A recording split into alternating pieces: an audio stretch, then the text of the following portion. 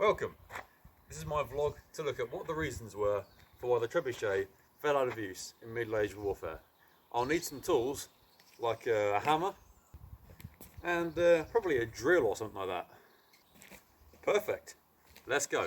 I'm Caleb Cossar. Welcome to my EPQ.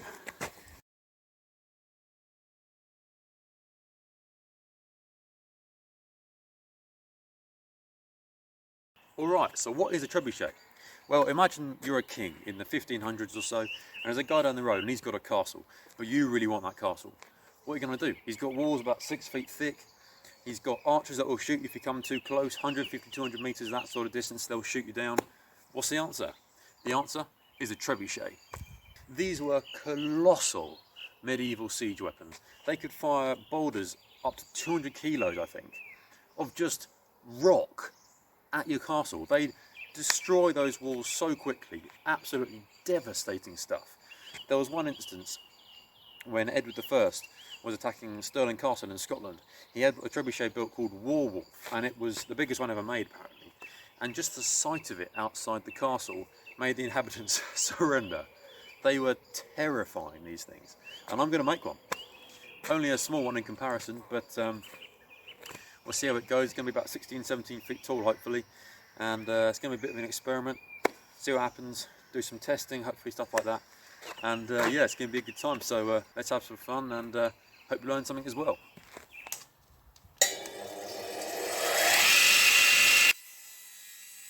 Alright, here's some footage of me doing some work on the table saw. Just finishing off the little bits for the small scale model, which I should be putting together in just a moment. And here's a little montage of me doing this. I was really pleased with how it turned out. It took quite a while, a few evenings in the garage, but it's nice and strong and everything works pretty well. So yeah, had to make a few modifications, but I'm pretty pleased with it, yeah. So I thought now was a good time to explain how a trebuchet really works. So you see what we have here is we've got a swing arm on a pivot.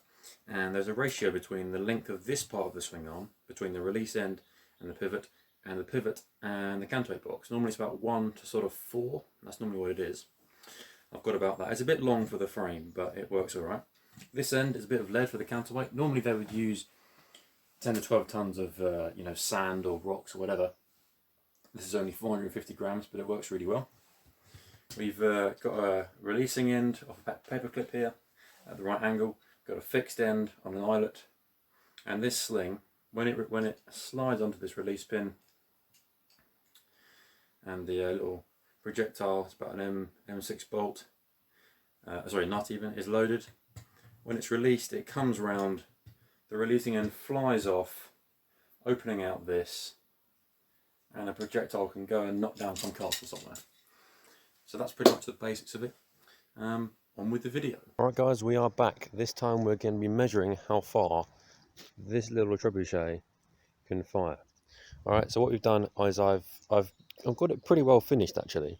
I've had it finished for about a week now, and it's looking pretty good. If you look down there, I mean, we've got this, we've got the sling, which actually I had to change the sling because the first one broke, but this is a lot better. It's more of a pouch now where I sewed the ends in, and it keeps the projectile on a lot better. All right, firing one of mini trebuchet. It could go backwards. Let's see how. Oh, that's not bad. Whoa! And that is about 4.35 meters. That's not bad. Alright, here's some more testings, and we did 10 on the ground and 10 on a little box platform thing. They went pretty well. On this firing, on number 5, I changed the angle of the release pin, and it made quite a big difference. It made it flatter and go a lot further actually. I'll explain why that happened in just a moment. Here's some more.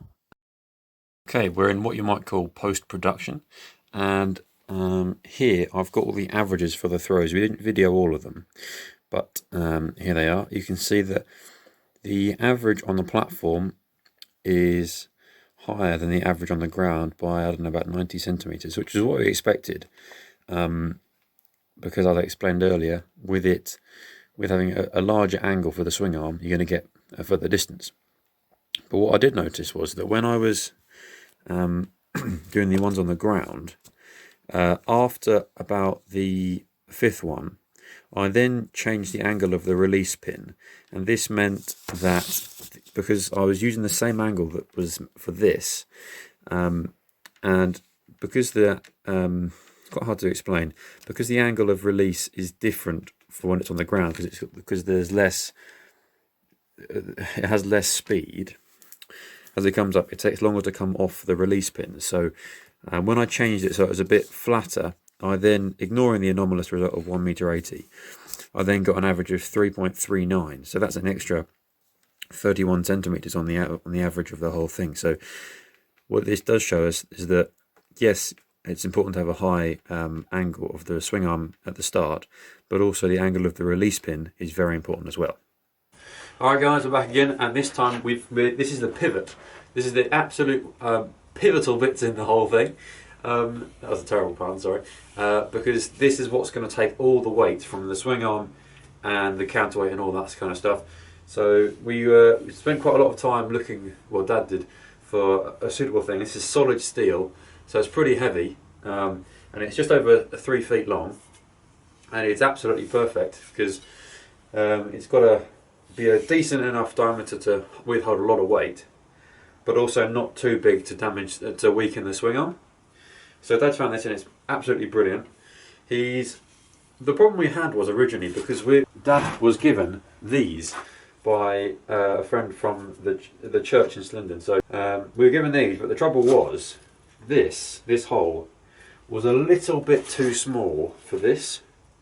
So what Dad's done is he's used the angle grinder and he's taken a bit off. You can see that there, like that.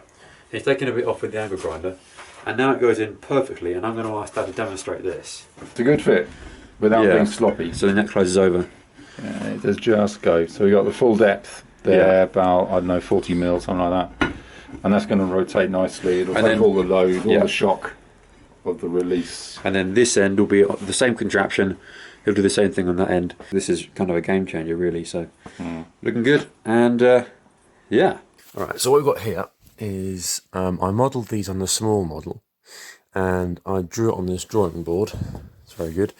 And I did the scale, so 1 centimetre is 20 centimetres in real life. So here I've got, 60 centimetres along the top of there. So that's only 3 centimetres long, but it shows that. That's from the top, this is from the side, and this is from the front. All the correct scales. Got my pivot there, which we almost just finished doing, actually in real life. And yeah, so from this, I managed to derive the cutting list, as you'll see here. And I've given each one a description of what they are: top of the A-frame, long base pieces, swing arm, that sort of thing. You'll see I've converted it all into feet. That's because it's easier to work with feet on the sawmill. So that's what I've done. It's all the same sort of thing. So as you'll see, I've done it in dotted lines. If the camera will focus. I've done the mortise and tenon joints in here. There we go. And that's where it's going to be really strong. Well, yeah, you'll see later, but that's what it's all about. So there we go.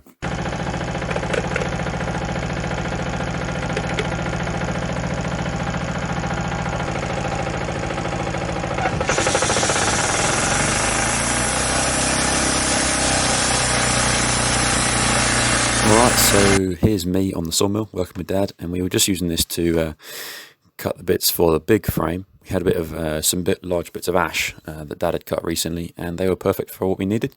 So we're just doing that on the sawmill. Spent a bit of time on that, and here's a finished A-frame.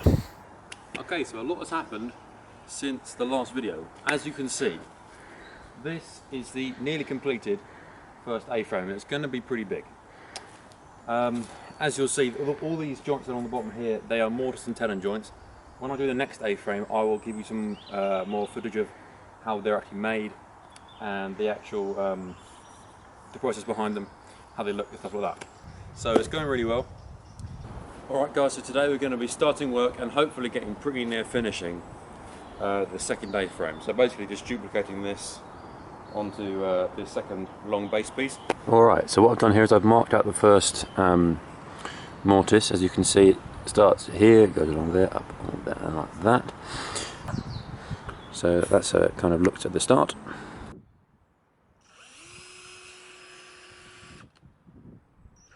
Alright, so here I was doing a bit of drilling for the mortise. It's just a process, it's just got to be done. It takes a long time, but you got to do it. I was making these mortises and tenons so that they can come apart quite easily, so that when we want to transport it, it hasn't got to take too much effort to keep taking them in and out like that. Here's some footage of me doing some chiseling. This stuff, I must have spent hours and hours on this stuff. As one person said, it is pretty gratifying, but yeah, you just got to do it. It takes a while. So here's the sped up footage of me chiseling out the mortise. So just a long time working on these, and then this is what it should look like at the end. Alright, I think we're done. It's taken me maybe, I don't know, half an hour to do this, and this is what it looks like. So this is 4 inches thick. That's pretty good. So that's what they look like. Alright guys, here again we're going to be looking at the tenon this time, and now I just need the wood. Here it is. Oh, it's an absolute lump. I mean, they all are, they're huge. This is obviously going to get cut down to 7 feet, and I'm going to show you how to do the tenon. I'm going to mark it out and then use a chisel and the handsaw and try and get it in that hole. Here we go. Okay, this is the tenon making process, so I've got to mark out the end so I know where I'm going to be cutting and chiseling. So I'm just doing that, and then I'll get the handsaw so I can chisel in a good straight line. This wood was amazing. Sometimes it's not always great, but this wood was unbelievable. I just went through it like a knife through butter. It was perfect. So just finishing that, and it's looking good. So we've done it, and hopefully this will go in the first time. Come in close and have a look. So you can see when it goes in, hopefully that's looking pretty good. I'm going to bash it from this end of the hammer.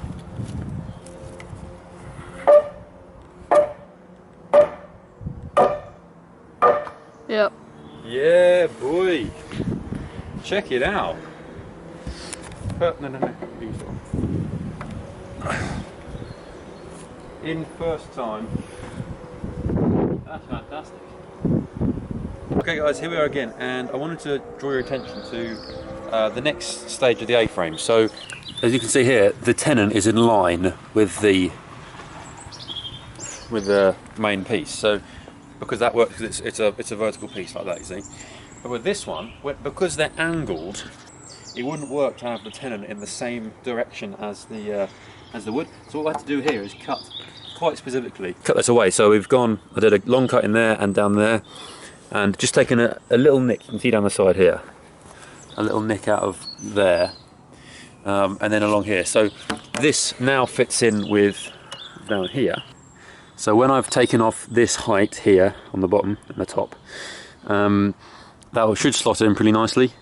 Okay, got out the old handsaw here and going through this bit of 4x4.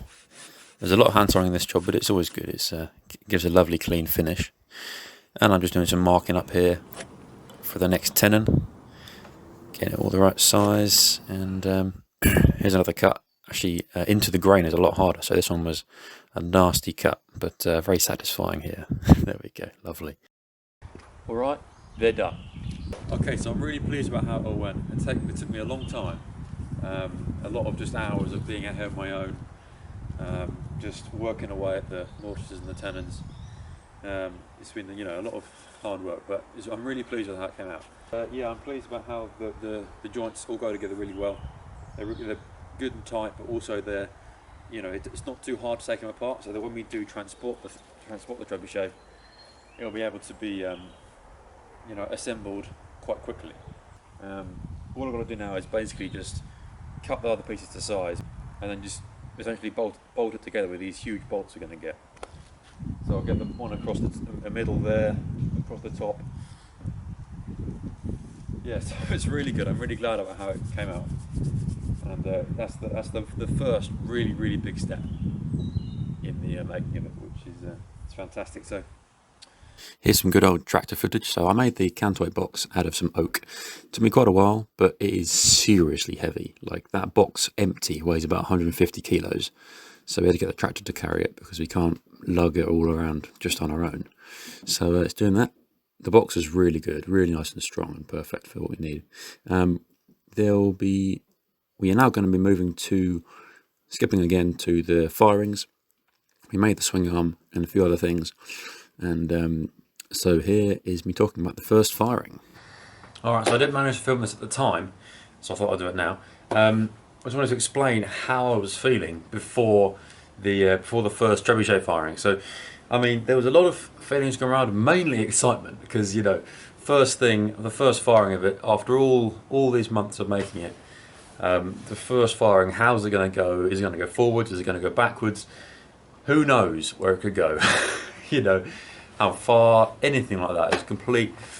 It was a bit of a lottery, really. There was also a bit of like fear, but because I mean, I was pretty sure myself that the projectile would go forwards, but Mum and Dad were less sure, and obviously if anything went wrong, it'd be on their on their shoulders. So you know, there's houses behind, so if it went backwards, that could be a bit bad. So we had the release pin on its most safe angle. If this is the swing arm, the release pin was like this kind of angle, which means it'll release later, and therefore it will go further forwards. It's easier to go forward rather than backwards. Anyway, let's go watch it. Okay. Matt, you on? Yep. First trebuchet firing, could go anywhere. In 3, 2, 1. Oh! So that first firing, it was good. Proved everything worked and didn't fall apart on the first go. But obviously the projectile didn't come out. Here's number 2. This was dangerous. Watch it flip round. Oh, and then it just went forward. So that was pretty good. Still didn't release though. It was a bit annoying, but same thing with firing number 3. Actually, it's I was starting to get a little frustrated because it just wasn't releasing. As you can see here, it only really comes at the end. So, so after that, I decided to change the releasing part from a D shackle to a carabiner, and so which is a lot bigger than the release pin. And this was the result.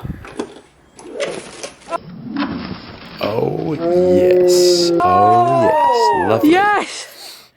Love Come that on, trail of let's go. smoke, or like flowers, fantastic. Go! Yeah, so it's definitely the D shackle that did it, because the D shackle was too small. So when we went to the carabiner, it changed everything. It was able to come off a lot easier, and it was it was an awesome moment. I've got a bit of slow-mo footage here of the thing releasing. You can see the exact moment right there where it comes off the release pin and opens out, and the projectile goes flying forwards. It was fantastic. Yes! Yes, yes, yes! On the trail, you can see the trail. Oh of my flower. days! Firing 5. In 3, 2, 1. Oh! Dude! It's still up there. Dude! What the heck? Beautiful. And was it still going up? Yeah. Yeah. We did have some misfires, like this one here. I think the projectile was a little too weak. It just kind of imploded on release, really. Just kind of, yeah, a bit strange. This one here was a pretty good one again. We were getting fairly consistent, good firings at this point, which is pretty good. Okay, fire number 7. In 3, 2, 1. Yes!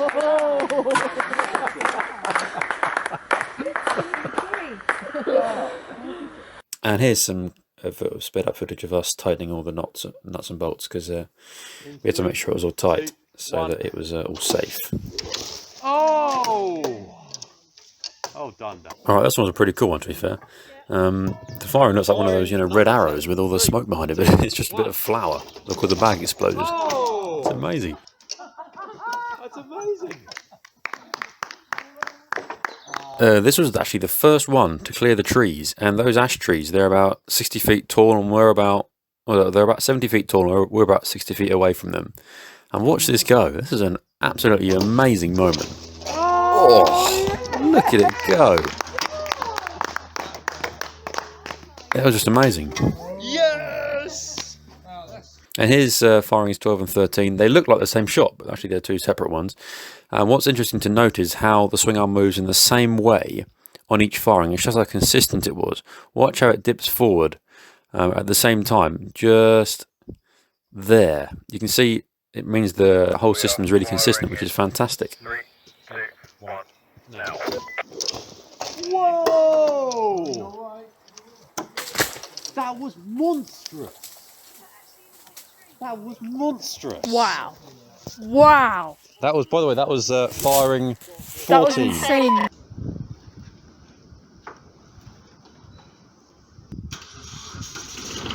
Okay, a new day.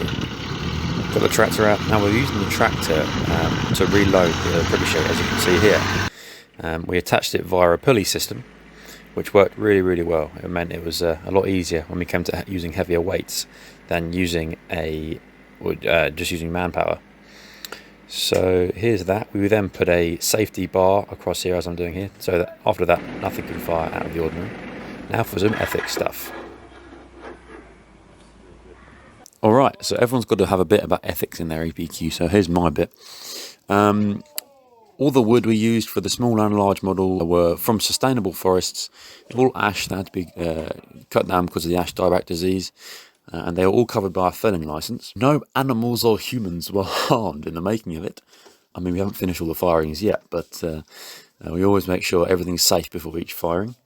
I'm not really sure how much I need to put in this, I'm kind of guessing at the moment, but every time we were doing tests in the wood, we get my brother to run up and down the footpath, checking there's no walkers along there, so no one's going to be in danger. About any information given, I always ask politely. I emailed people like Warwick Castle, and they got back and said they'd be more than happy to help. I always gave them an option not to help or give their advice if they wanted to, if they didn't want to. I think that's it for the ethics. Back onto the less ethical stuff of firing more trebuchets. Here we go. Firing 20 in 3, 2, 1. Another new day. Look at that go. I think we've moved on to about 300 kilos in the counterweight box. And so we're firing about 2 kilo projectiles. So it was all getting pretty big at this stage. It was incredible though. It was pretty consistent. You can see these going over the trees with startling regularity, which is just wonderful. Here's another one. That was the first one with a different sling, which worked fine, but then it broke on this one, which is a bit disappointing. But this led to us making the new ones. You can see it ripped, but now we get to a stage which was really annoying, basically. So this is the first one we used, and it's made out of some old boiler suit material. Here it is, and as you can see, it's attached in this manner. As we cut a rectangular piece of material out of the boiler suit, then cut some notches and stitched them together along these lines here, and then we cut a hole and shored up the hole, and then passed the rope through it, and this did fantastically well. It did the first 20 odd firings, no trouble at all, really good. Also, while we're at it, here's the end of the sling. This is the fixed end. That D shackle goes onto the eyelet, which I'll show you in a sec, and this carabiner can fly on and off the release pin. Again, I'll show you. So that's that. Then we had to go to a bigger sling because that one was a bit small for some of the bigger projectiles we were using. Well, we had to order in some new canvas material, and then we had to cut it to size, stitch it on the sewing machine. Here's some footage of that.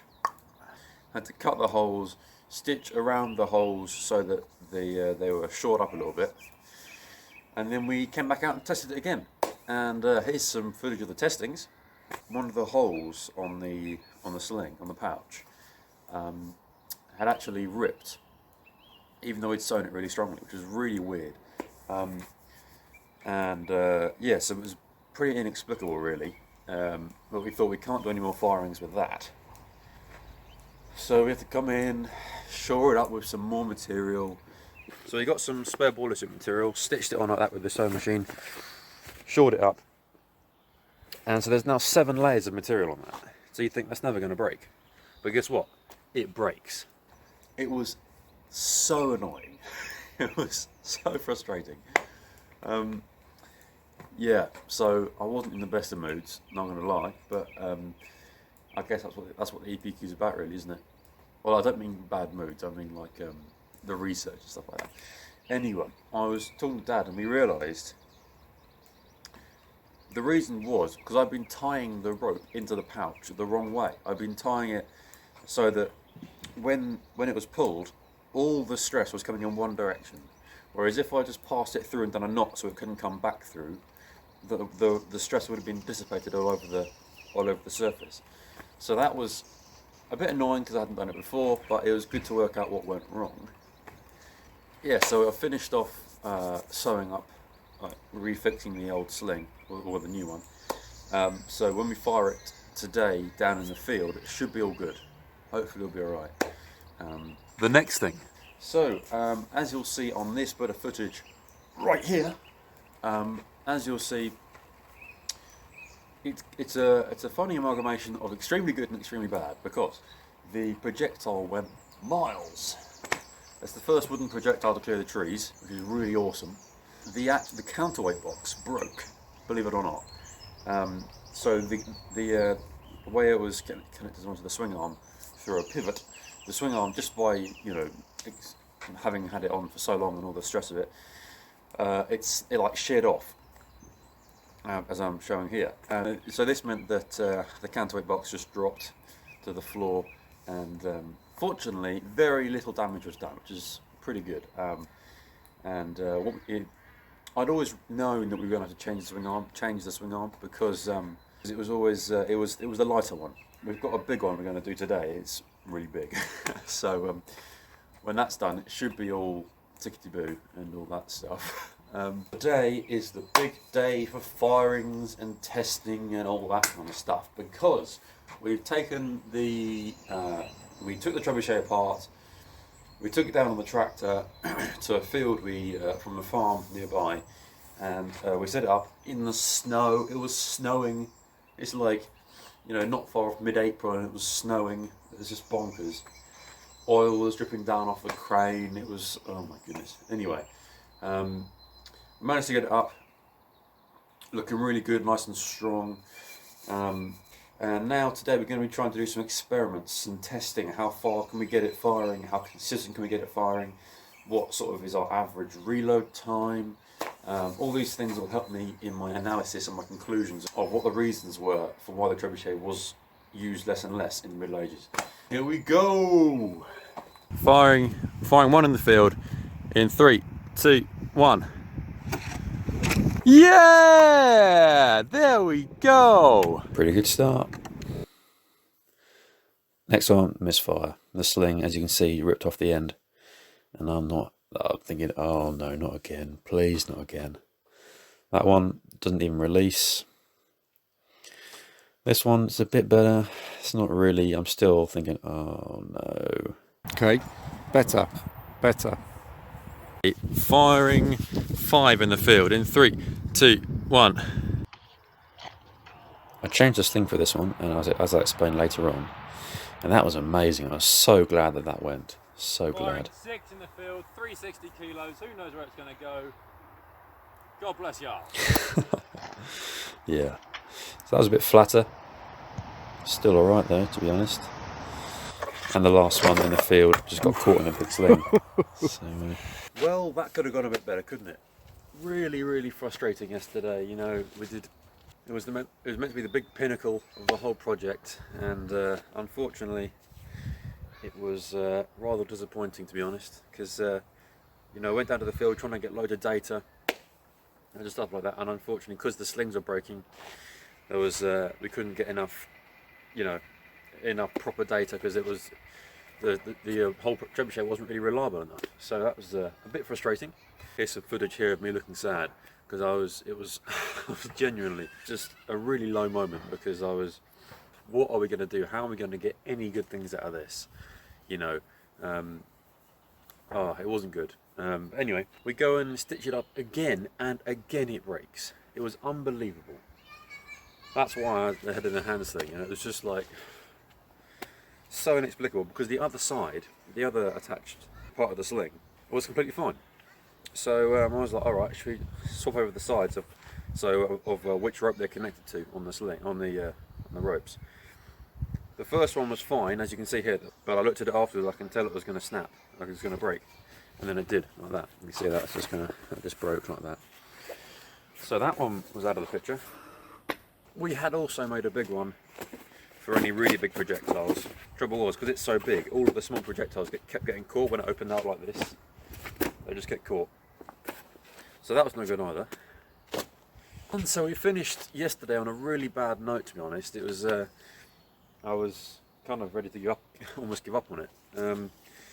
But today, hopefully, I've got my two best mates coming over, and we're just going to have some fun. We're going to have some, I've got some cool projectiles, we're going to have some lumps of wood, and I've got this really cool one. It's going to be a milk bottle, a milk carton, filled, well half filled with water, and we're going to put some Ribena in it, so when it explodes it looked like blood. So, you know, like in the old days when they used to fire, you know, diseased sheep or horses, that's our diseased sheep or horse. So we'll see how that goes.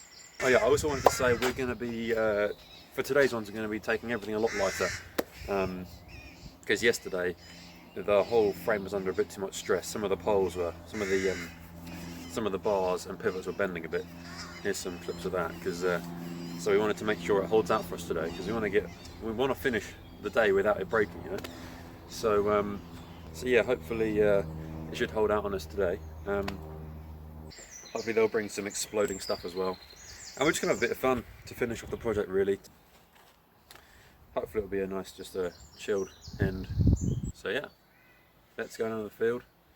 My two mates are just coming up soon, and let's do it.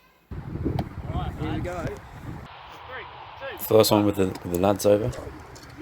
Really? They loved it. Honestly, they hadn't seen anything like it. 2, 1, cheese! Typical Alex. Oh dear. Just Maxim's one.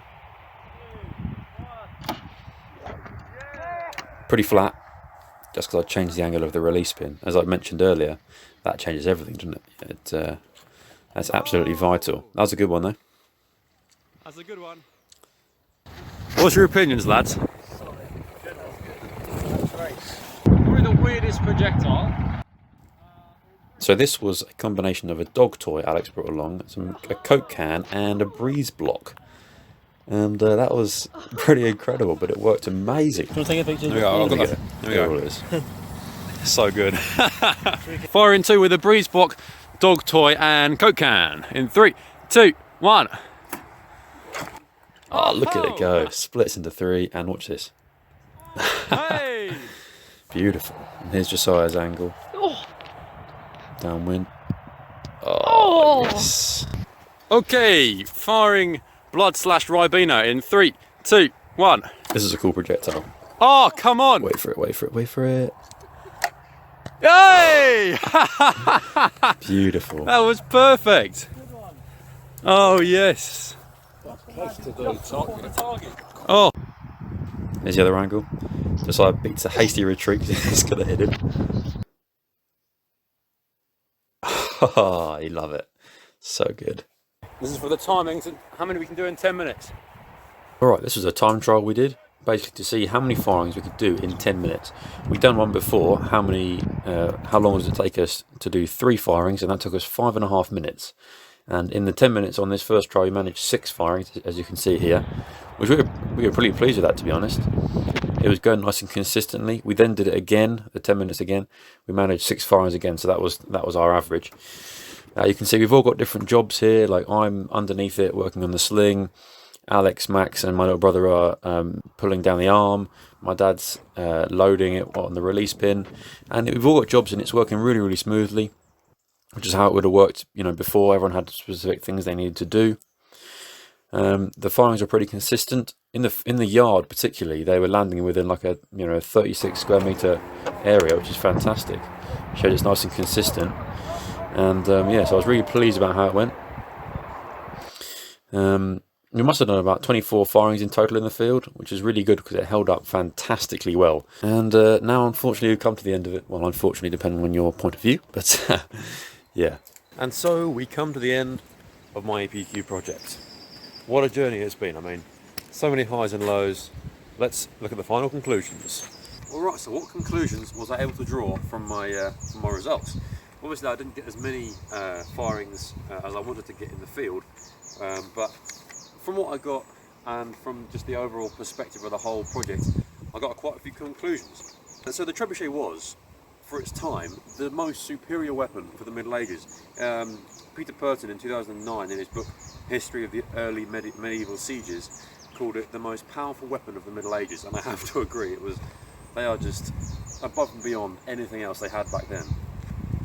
Of course, then came along the cannon, and this was really the big turning point in the development of the siege warfare and just warfare in general, really, because the cannon had a much shorter reload time. The trebuchet took about 10-20 minutes sometimes when they're using the big things. Cannon could be done in a little over 1 minute. They can just fire. They could also be mass produced, whereas trebuchets took ages to make, as I found on a relatively small one in comparison. These huge ones would take ages to make, but cannons could be just like, they'd use like casts, and they just make them, they could just churn them out pretty much when they got used to it. Cannons are also a lot simpler, so there's less things to go wrong, whereas with the trebuchet I found, you know, even the smallest thing, like the sling for example, was the most troublesome bit, and it took ages to get that right. It still wasn't right at the end, and you know, the pivots were bending and the counterweight box was sliding around, and just everything. When there's more moving parts, you have to get it, they all have to be working, whereas with the cannon simpler, it's there's less things to go wrong, as I mentioned earlier. What have we got here? Also, a trebuchet needs a lot of men to work on it. So, for example, you know, you need men in the squirrel wheels. I mentioned this in my essay, but to load it, they use squirrel wheels. Men would like run inside them. So it's kind of like a pulley system like we had, just bigger to get the swing arm down. And there'd be men who need to load it, to check everything's safe. For the big ones, they'd need a whole massive team of men to watch it, to like make sure it's all safe. And that means these guys are more susceptible to to archers from the castle, so more men are going to be in danger. With cannons, it's, you know, a 3-person job, 4-person job, and because they can fire much further, over 1.5 kilometres, where the trebuchet maximum distance is about 200-300 yards, it means that they're in a lot less danger, pretty much. And I found all these things to be pretty true. I'm not saying I was in danger from archers, but no. I mean, the reload time was quite slow compared to other things. Bearing in mind, yes, we had a smaller trebuchet, so it's going to be lighter, but it did give us a flavour of what the big ones would have been like. Just these huge, monstrous machines.